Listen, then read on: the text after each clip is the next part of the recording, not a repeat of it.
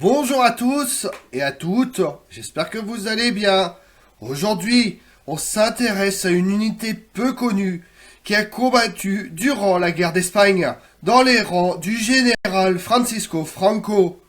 Le bataillon Jeanne d'Arc était un groupe de combattants français comprenant des unités belges et suisses. Pendant la guerre civile espagnole, alignés aux côtés du général Francisco Franco, ils étaient composés d'environ 300 à 500 bénévoles organisés par le général Paul-Louis Alexandre Lavigne Delville, ancien combattant de la Première Guerre mondiale, et du capitaine Henri Bonneville Marzangui, incorporé dans la Légion espagnole. Vous voulez en savoir plus sur la bandera de Jeanne d'Arc? Venez avec moi. Après avoir été l'otage des militaires 1923-1930, le roi Afonso XIII tente de reprendre les rênes d'une monarchie constitutionnelle malmenée depuis un siècle. 3 guerres carlistes et une éphémère république. L'Espagne est divisée et les élections d'avril 1931 vont signer la fin de la monarchie espagnole des Bourbons.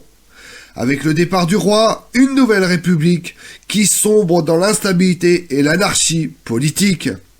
La guerre civile éclate en 1936 et va jeter les Espagnols dans un violent combat fratricide. Les républicains, comme les nationalistes, tentent de rallier les différents pays européens à leur cause. En France, le Front populaire répond d'abord dans un premier temps favorablement à la demande de son homologue espagnol avant de faire marche arrière.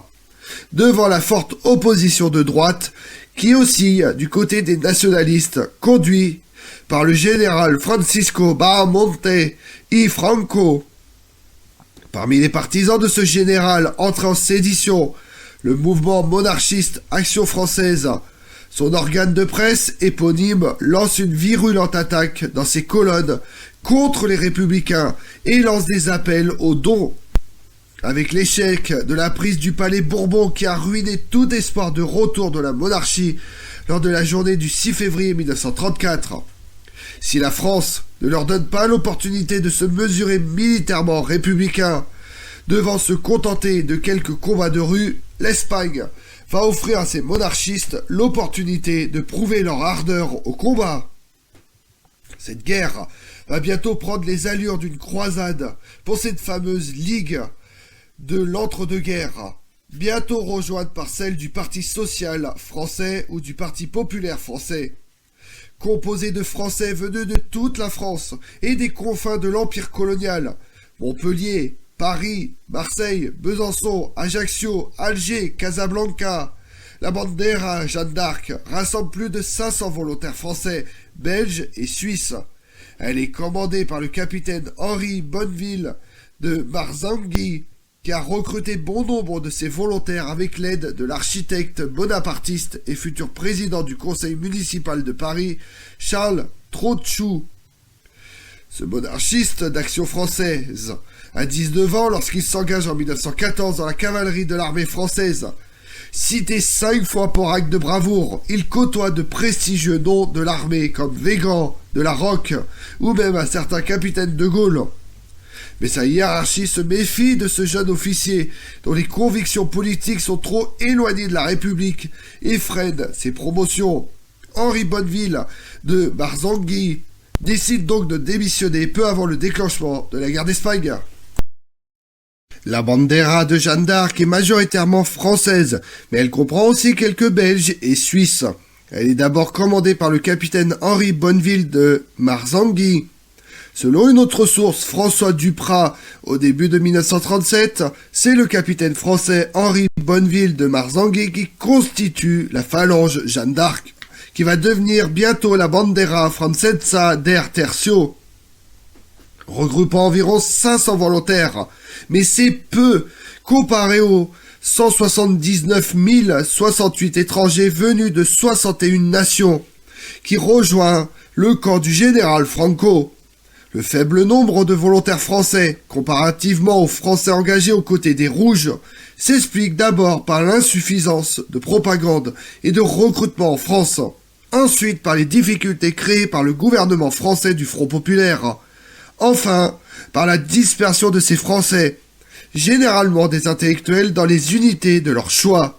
Ce bataillon Jeanne d'Arc a des effectifs qui varient entre le bataillon et la compagnie. Jeanne d'Arc est l'objet d'une rivalité pour son contrôle ainsi qu'un enjeu dans les luttes entre les différentes puissances impliquées dans la crise espagnole et leurs services de renseignement, trafic d'armes, terroristes, etc. Les volontaires, eux, sont motivés par des idéologies différentes. La France décide d'appliquer un principe de neutralité face à ce conflit qui frappe à ses frontières. Mais par un habile tour de passe-passe légal, il va honorer un contrat signé en 1935 qui prévoyait à l'Espagne une importante livraison d'armes. La révélation de cet accord commercial coïncide avec les informations relayées par la presse française concernant les crimes perpétrés par les forces républicaines. En Catalogne, les anarchistes et les communistes incendient des églises et tuent des prêtres. Même la Sagrada Familia, en cours de construction, est l'objet de la vindicte des républicains qui n'hésitent pas à s'entretuer eux-mêmes.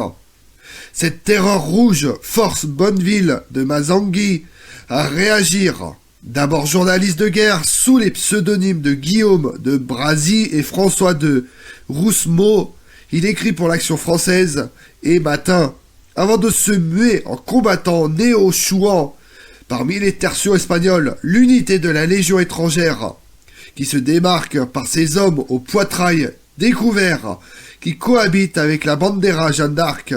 Son fanion dénote. C'est un drapeau tricolore sur lequel on a cousu une fleur de lys sur sa partie blanche.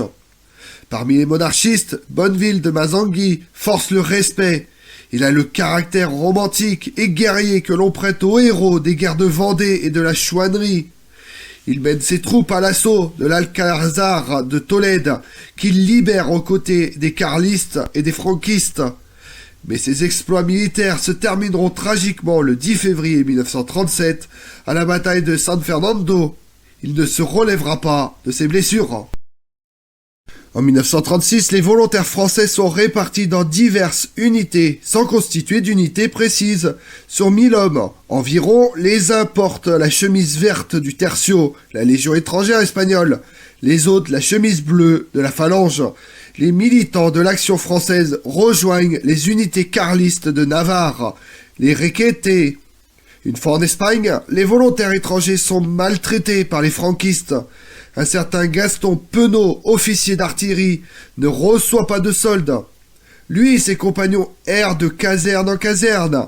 Pour survivre, ils demandent de l'argent à de riches Espagnols ou à une Française tenancière de maison close. Penaud passe 4 mois en Espagne et ne participe à aucune action militaire. Il est même emprisonné et c'est l'agent consulaire français de Saragosse qui doit le faire libérer. Rentré en France, l'officier de réserve est arrêté et condamné pour l'infraction à la loi de non-intervention. Si ces légitimistes espagnols ont rallié le général Franco, c'est autant par haine de la République qu'ils entendent restaurer la monarchie au profit du prince. Franco se méfie de ces monarchistes traditionnalistes, mais ne peut se payer le luxe de s'en séparer.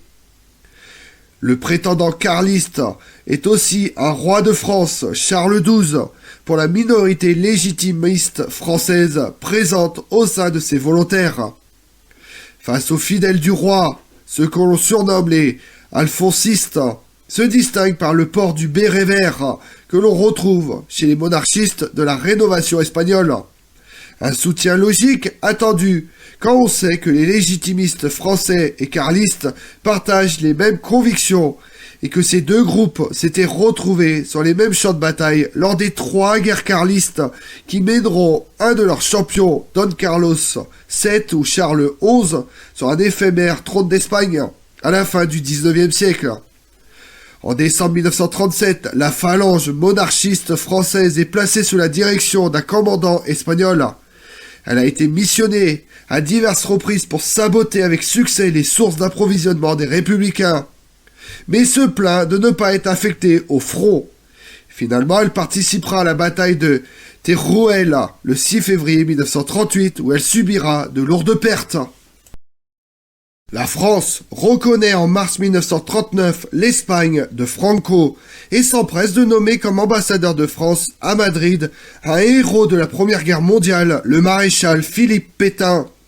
Que deviennent alors ces engagés de la Bandera Jeanne d'Arc après leur démobilisation que l'extrême droite française mystifiera au cours de la seconde moitié du XXe siècle, mais que l'histoire de France a volontairement occulté, voire effacé, au profit des brigades internationales? Avec le déclenchement de la Seconde Guerre mondiale, certains des membres de la Bandera ont collaboré pour traquer la résistance, puis ont porté l'uniforme des SS. D'autres vont s'engager dans la résistance, comme le député Michel de Camarette, qui fera une carrière diplomatique, ministre, consul. Il sera sur le front indo-chinois avant d'être élu sous l'étiquette du Front National de 1984 à sa mort en 1987.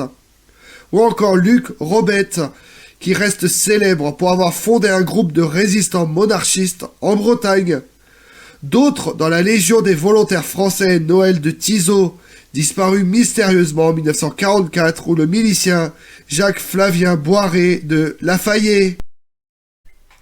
Comme on l'a vu, l'unité a été formée en mai 1937 et avait sa base d'opération initiale à Talavera de la Reina.